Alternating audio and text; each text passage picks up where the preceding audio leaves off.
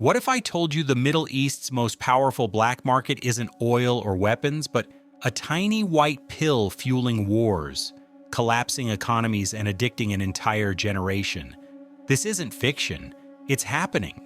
This is the story of how a forgotten German pharmaceutical became the most destructive force in the Muslim world. December 2024. Syrian rebels storm through Damascus, weapons raised expecting resistance. Instead, they find something that changes everything, a factory officially listed as producing potato chips. But when they push through the doors, there are no potatoes. No production lines for snacks, just copper coils, industrial air conditioning units, and something else. Piles of plastic fruits scattered across the floor. One rebel cracks open a fake orange. Hundreds of tiny pills spill out. Then another and another. Millions of them. This wasn't a chip factory. It was a drug empire hiding in plain sight. Within days, similar scenes explode across Syria. A warehouse in Latakia, packed floor to ceiling with pills, an airbase near Damascus, containers filled with chemicals and pill presses. The headquarters of Syria's 4th Armored Division, one of the most elite military units in the country, operating as a massive narcotics lab. The scale is staggering. Over 200 million pills seized in just 4 months. That's 20 times more than the Assad regime claimed to seize in all of 2024. For years, Syria's dictator Bashar al-Assad denied running a drug operation. But the evidence now? Undeniable. Assad had built the largest Captagon empire the world has ever seen. And that tiny pill? It had already torn the Muslim world apart, but here's what nobody expected. This drug didn't start in a Syrian warehouse. It started in a German laboratory in 1961, created by scientists who thought they were helping people. They called it Captagon. The chemical name, phenethylene, a combination of amphetamine and theophylline, designed as a wonder drug for treating narcolepsy and ADHD. Think of it as Ritalin's bigger, stronger cousin. Within years, Captagon spread across Europe. Long-haul truck drivers used it to stay awake on overnight routes. Students preparing for university exams swallowed it to power through study sessions. Some reports suggest military personnel experimented with it during training exercises, anything to maintain peak alertness during grueling operations. Doctors loved it. Patients could stay alert, focused, and productive for hours on end without the harsh blood pressure spikes of pure amphetamine. It seemed like the perfect pharmaceutical solution. All the benefits, fewer side effects. Clinical trials in the 1960s and 70s showed promising results. Patients with attention disorders showed marked improvement. Those suffering from chronic fatigue reported renewed energy. For nearly 2 decades, Captagon was prescribed across Europe and parts of the Middle East as legitimate medicine. But then people started noticing something wrong. Very wrong. Users began experiencing hallucinations, violent outbursts, and paranoia. And worst of all, they couldn't stop taking it. The addiction potential was through the roof. By 1986, the World Health Organization had seen enough. Captagon was declared too dangerous for medical use. Production officially ceased. The drug was banned worldwide. That should have been the end of the story. It wasn't even close to the beginning, because while legitimate pharmaceutical companies stopped making Captagon, someone else saw an opportunity. In the 1990s, Bulgarian traffickers operating under the protection of corrupt officials in the crumbling Eastern Bloc started cooking up counterfeit Captagon tablets in clandestine labs, and they knew exactly where to sell them. But why there? What made the Muslim world the perfect market for a banned German pharmaceutical? The answer lies in a unique collision of factors that nobody saw coming.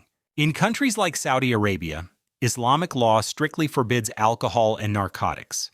The penalties are severe: imprisonment, public lashings, even execution. But Captagon? It arrived with something other street drugs didn't have: legitimacy. It had been a medicine, a pharmaceutical product prescribed by doctors, not a notorious street drug cooked up in some basement. As drug policy expert Caroline Rose explains, because Captagon has an illicit history, having been a pharmaceutical commodity from the 1960s to mid-1980s, there's also less of a stigma in taking Captagon. To many young people in the Gulf, it didn't feel like they were doing drugs. They were just taking a pill, a performance enhancer, something to help them study, work, or get through the night. And the effects? They were enticing. Captagon delivers a potent rush of energy and confidence. Users feel awake, focused, talkative, even euphoric. It suppresses appetite and obliterates sleepiness. For students pulling all-nighters before exams, it became a secret weapon. For construction workers and truck drivers grinding through double shifts in scorching heat, it was survival. For wealthy young people in conservative Gulf societies looking for a covert way to party and dance until dawn, with none of the telltale smell of alcohol, it was perfect. The pills were cheap too, just $10 to $20 each, far more affordable than cocaine. By the early 2000s, demand was exploding. And Captagon acquired a host of nicknames across the region, Abu Hilalain in Arabic, meaning the one with two moons, referring to the logo stamped on many tablets. Some just called it Lifat. In Saudi Arabia, youth unemployment and crushing boredom created the perfect conditions. A rising generation, caught between strict social norms and the allure of modern life, increasingly turned to this tiny pill as an outlet. Even the region's battlefields weren't immune. Reports emerged during the Syrian civil war that ISIS fighters were being fed Captagon pills before battles to heighten their aggression and numb their fears. Pro-Assad militias used it. Hezbollah guerrillas allegedly relied on it to fight for days without rest. Captagon became known as the jihadist drug, a pill that could make a fighter feel invincible. But as demand grew, so did something far more sinister. Because one dictator was watching this exploding market and seeing something nobody else did. Not just profit, but leverage. In 2011, Syria was about to descend into hell. Bashar al-Assad's brutal crackdown on peaceful protests spiraled into full-blown civil war. Over the next decade, Assad would earn his place among history's most ruthless dictators, torturing and bombing his own people, using chemical weapons backed by Iran, Hezbollah, and Russia. But as Syria burned, Assad's regime faced a different kind of crisis. Money. International sanctions crushed the economy. The costs of war drained what little was left.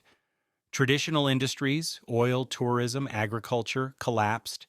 Damascus was desperate for cash to pay soldiers and keep patronage networks loyal. Assad needed a lifeline, and he found one in the most unlikely place: drugs. Captagon was perfect. It could be produced cheaply in makeshift labs. The booming demand in nearby Gulf nations guaranteed massive profits, and perhaps most attractive to Assad, it was deniable. The regime could claim ignorance while quietly facilitating everything. By the mid-2010s, evidence mounted that elements of the Syrian state were actively involved in manufacturing and trafficking Captagon. But this wasn't just some rogue military unit looking to make extra cash.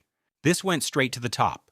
Assad's own brother, Maher al-Assad, commander of the elite 4th Armored Division, was repeatedly named as a kingpin orchestrating production and smuggling operations. Factories sprang up in regime-controlled areas protected by military units. Ports like Latakia became major export hubs. The scale of production soon dwarfed anything the world had ever seen. By the early 2020s, experts estimated Syria was producing around 80% of the world's Captagon. Entire warehouses and industrial zones were repurposed into pill factories.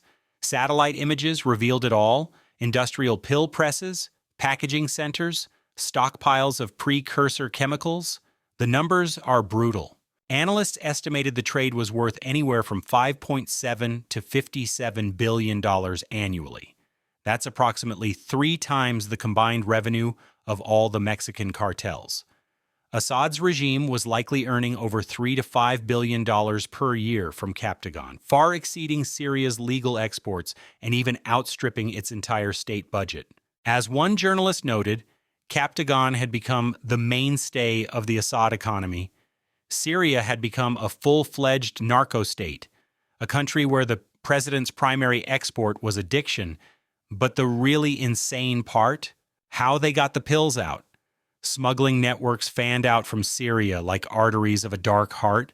The routes typically led south through Jordan into Saudi Arabia, or west through Lebanon, and out by sea to other Gulf states. Convoys of smugglers raced across the Syrian-Jordanian desert, sometimes engaging in deadly firefights with border patrols. Jordan beefed up its frontier security, adopting shoot-to-kill rules against drug smugglers by 2022. In one January 2022 incident, Jordanian forces killed 27 smugglers at several different points along the border. One Jordanian commander estimated there were 160 different smuggling groups operating from southern Syria alone. But here's where traffickers got creative. Astonishingly creative. They hid pills inside fake oranges and plastic pomegranates mixed among real fruits to fool customs inspectors. They filled cans of olive oil, bottles of milk, and even hollowed out individual sunflower seed shells with tiny doses of Captagon. In May 2021, Saudi customs in Jeddah discovered more than 5.3 million Captagon pills stuffed inside pomegranates, a shipment that had entered from Lebanon. Riyadh was furious.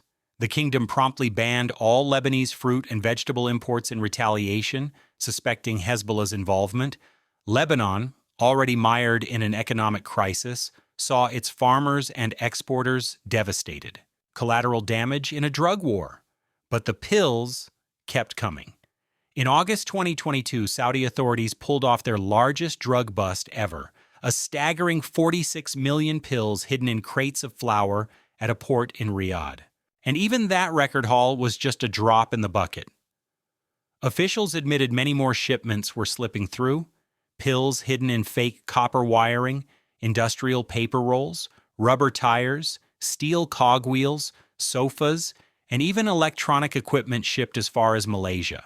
The smugglers were always one step ahead, and with every shipment that made it through, the damage grew worse. Because these pills weren't just being intercepted at borders, they were reaching their targets, millions of them, and an entire generation was paying the price. By 2023, Saudi Arabia had earned a grim distinction, the country with the highest number of Captagon users in the world. Let that sink in. The wealthiest nation in the Gulf, home to Islam's holiest sites. A kingdom with some of the world's strictest drug laws, and yet hundreds of thousands of Saudis were regularly using Captagon. Data from 2015 revealed that 40% of drug users between ages 12 and 22 in Saudi Arabia were addicted to phenethylline. Despite the kingdom's strict religious bans, or perhaps because of them, pills proliferated at underground parties, in university dorms, and on construction sites. But the numbers don't capture what addiction actually looks like on the ground. Meet Ahmed. He's 22, lives in Riyadh, and is studying engineering. He took his first Captagon pill before a crucial exam. Just to stay focused, he told himself. It worked. He aced the test, so he took another before the next exam, then before a study session, and then just to get through the day. Within months, Ahmed needed Captagon just to feel normal. Without it, he couldn't concentrate, couldn't eat, and couldn't sleep properly. His hands would shake and his mind would race with paranoid thoughts. He started missing classes, lying to his family about where the money was going. His story isn't unique. It's being repeated in homes across the Gulf. Fathers discovering their sons have been stealing to buy pills. Mothers watching their daughters spiral into addiction. Families torn between shame, anger, and desperation to help. The psychological toll is devastating. Users report violent mood swings, hallucinations of people following them, and compulsive behaviors that destroy relationships. Some end up in emergency rooms after days without sleep, convinced they're being hunted. In conservative societies where mental health is rarely discussed openly and addiction carries crushing stigma, many suffer in silence rather than seek help. The black market economy around Captagon has exploded. Dealers operating through encrypted apps, pills changing hands in parking lots, and entire underground networks built on feeding the addiction of the next generation. One Saudi clinic director noted the Captagon had become the most commonly abused drug among Saudi youth, more popular than even alcohol or cannabis, And it wasn't just Saudi Arabia. Authorities in the UAE, Kuwait, Qatar, and Bahrain all reported rising trends of Captagon trafficking and consumption. In Jordan, which sits on the smuggling front line, Captagon started taking root among the local population too. Rehabilitation centers from Kuwait City to Amman reported spikes in patients seeking help for amphetamine addiction. Al-Rashid Hospital in Amman became a regional hub for treating Captagon addicts from both Jordan and the Gulf. Families were being torn apart. Sons and daughters fell into addiction, hiding their habits in societies where drug use is heavily stigmatized. A Jordanian official lamented, "Drugs are destroying our families' morals and values." Mental health experts warned of Captagon's destabilizing impact. Long-term abuse can lead to psychosis, violent behavior, and irreversible brain damage. Scenes once unthinkable in the conservative Arab world, youths overdosing and being arrested for drug possession, became distressingly common. And here's what makes it even worse. As authorities crack down on Captagon, many users are switching to something more dangerous: crystal methamphetamine. Meth is cheaper to make than Captagon. It can be cooked in kitchen labs with readily available chemicals, and it's even more addictive and destructive to the mind and body. Health experts fear Middle Eastern governments, already caught off guard by the Captagon wave, are completely unprepared for a meth crisis. As one researcher grimly noted, they weren't prepared for Captagon, and meth could dramatically worsen the challenge of rehabilitation and harm reduction. But Assad wasn't just selling drugs to make money. He was doing something far more calculated. He was weaponizing them. By flooding neighboring countries with Captagon, Assad's Syria created leverage that no amount of military force could buy. The rise of millions of addicted youth in the Gulf gave Damascus a powerful bargaining chip. The message was clear: if you want the drug floods to stop, you'll have to deal with us. Arab governments realized a disturbing truth. Only Assad could turn off the tap of Captagon plaguing their societies. They were being blackmailed by a dictator using addiction as a weapon, and the strategy worked. After years of isolation, after being expelled from the Arab League for massacring protesters, Assad found regional doors starting to open again. Not because anyone forgave his atrocities, but because of the Captagon crisis. In May 2023, as the Arab League debated readmitting Syria, the Captagon issue was front and center. Gulf countries, led by Saudi Arabia, demanded that Syria crack down on the drug trade as a condition for normalization. Assad's representatives offered vague promises to cooperate. It was enough. Syria was reinstated in the Arab League that month, and there was Assad, receiving a warm welcome from the Crown Prince of Saudi Arabia at the summit. In private, some Arab officials acknowledged the uncomfortable truth. They needed Assad's help to stem the narcotic tide he had unleashed. Just one day after Syria's re-entry was confirmed, Jordan sent a message. A Jordanian airstrike blew up a house in southern Syria belonging to Maher al-Ramthan, one of the region's most notorious Captagon smugglers. The message was clear: neighboring states would take matters into their own hands if Syria didn't act. Evidence later showed Assad reduce the flow of Captagon temporarily after the Arab League summit, a signal he was holding up his end of the bargain. But the labs kept running. The infrastructure remained intact, primed to resume full production whenever Damascus needed more leverage. The drug empire wasn't being dismantled, it was just being throttled temporarily. Then everything changed. Late 2024, Assad's allies, Hezbollah and Iran, had been severely weakened by Israel. Russia was distracted, bleeding resources in Ukraine. Assad's army, hollowed out by years of corruption and underinvestment, was a shell of itself. When rebels in the north launched a surprise offensive, the regime crumbled in days. Damascus fell. Assad fled to Moscow, ending his 54-year family dynasty. On December 8, 2024, Syria's new reality was born. The new leader, Ahmad al-Sharaa, delivered his first speech in the historic Umayyad Mosque. He didn't waste time on pleasantries. Syria has become the biggest producer of Captagon on earth, he declared, and today Syria is going to be purified by the grace of God. Within weeks, Syrian authorities launched a very public war on the Captagon trade. Raids on labs, public burnings of millions of pills, exposing warehouses that had operated under Assad's protection for years. By June 2025, Interior Minister Anas Khattab announced that all known Captagon production facilities across Syria had been dismantled. Dozens of factories in the Damascus countryside, along the Lebanese border, and on the Mediterranean coast all shut down. Major seizures followed.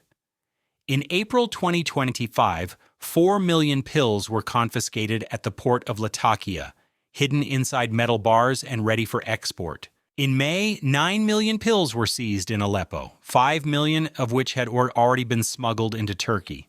The flow of Captagon from Syria dropped by an estimated 90%. Victory, right? Not even close, because even with Assad gone and his factories burning, the Captagon problem is far from over. In fact, it might be getting worse. Here's what's really happening. The big Syrian factories may be gone, but the demand across the region still exists, and so does the expertise to make the pills. Instead of one regime dominating production, the trade is fragmenting. Smaller players, leftover regime loyalists, criminal gangs, and new militias are setting up small-scale labs in remote corners of Syria and neighboring countries.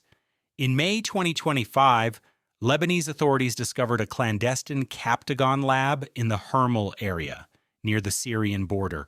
They had seized a truck the month before, loaded with equipment and chemicals for manufacturing synthetic amphetamines. In March 2025, Iraqi security forces seized more than 7 million Captagon pills inside a truck that originated in Syria, passed through Turkey, and arrived at the Iraqi border. It was one of the largest seizures in Iraq in recent years. Jordan continues to intercept shipments. In May 2025, Jordanian troops engaged smugglers deep into Syrian territory, successfully seizing large quantities of drugs. The pills are still flowing, just through different hands now. These smaller operations are harder to detect. They produce lower volumes individually, but collectively, they could keep millions of pills in circulation. And because production knowledge is now decentralized, stamping it out completely would require a level of border security and regional coordination that's nearly impossible in the war-scarred Levant. Then there's the even more terrifying possibility we mentioned earlier. If Captagon becomes too scarce or expensive, users will find something else. And that something else is already here: crystal meth. It's cheaper to make, more addictive, and more destructive.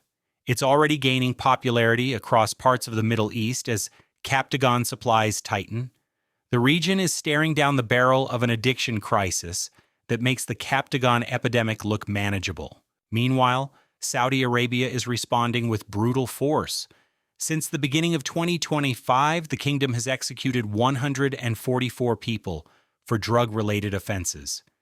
If the pace continues, this year will surpass 2024's total of 338 executions, the most since 1990.